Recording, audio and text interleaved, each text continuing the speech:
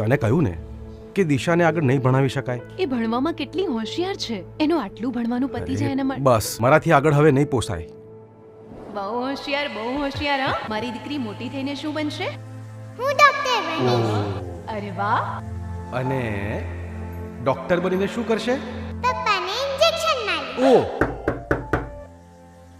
ક્યાં ખોવાયેલા છો માલતીબેન?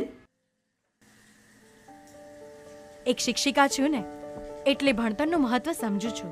આપણા વડાપ્રધાન નરેન્દ્રભાઈ મોદીનું સપનું છે કે દીકરીઓ ભણે ગણે અને ખૂબ આગળ વધે.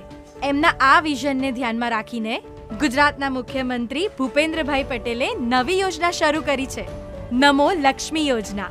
ધોરણ 9માં પ્રવેશ મેળવતી સરકારી કે ગ્રાન્ટેડ શાળામાં ભણતી દીકરીઓ આ યોજનાનો લાભ મેળવી શકે છે. ખાનગી શાળામાં ભણતી દીકરીઓ કે જેમના પરિવારની આવક 6 લાખ કે તેનાથી ઓછી છે, એ દીકરીઓને પણ આ યોજનાનો લાભ મળે છે. ધોરણ 9 અને 10માં ભણતી દીકરીઓને માસિક ₹500 મળે છે અને ધોરણ 10મું પાસ કરતા બીજા ₹10,000 મળે છે. ધોરણ 11 અને 12માં ભણતી દીકરીઓને માસિક ₹750 અને જેવું ધોરણ 12મું પાસ કરે એટલે બીજા ₹15,000 મળે છે. કુલ ₹50,000 ની રકમ મળે છે. તો કાલે જ 9મા ધોરણમાં એડમિશન લઈ લઈએ. હા.